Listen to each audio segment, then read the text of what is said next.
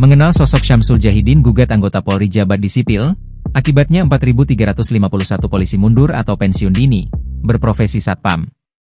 Mahkamah Konstitusi, MK, menegaskan anggota Polri aktif dilarang menduduki jabatan sipil.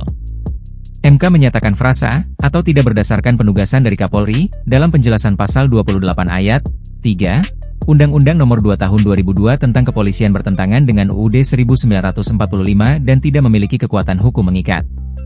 Putusan ini tertuang dalam Amar Perkara Nomor 114 PUCC 2025 yang dibacakan Ketua MK Soehartoyo pada sidang pleno, Kamis, 13 November 2025. Hakim Konstitusi Ridwan Mansur menjelaskan, frasa tersebut menimbulkan ketidakjelasan dan memperluas makna pasal yang mengatur bahwa anggota Polri hanya boleh menduduki jabatan di luar kepolisian setelah mengundurkan diri atau pensiun.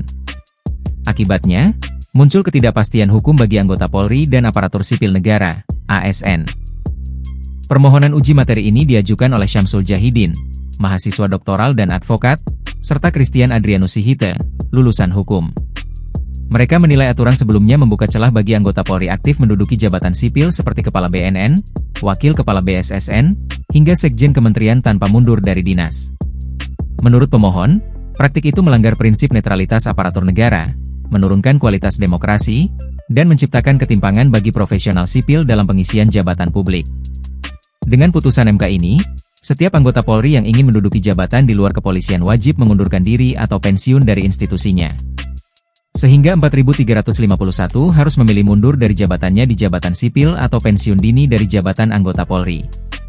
Lalu siapa Syamsul Djahidin? Syamsul lahir pada 27 Mei 1992 di Pangesangan, Mataram. Ia merupakan seorang advokat konstitusional sekaligus managing partner di ANF Law Firm, yang terdaftar resmi melalui AHU 00000456A01 22 tahun 2022. Saat ini, ia juga tercatat sebagai anggota Dewan Pengacara Nasional. Kepada Tribun News, Syamsul mengungkap masih tercatat sebagai satpam meskipun berprofesi juga sebagai advokat. Riwayat pendidikannya terbilang panjang dan beragam.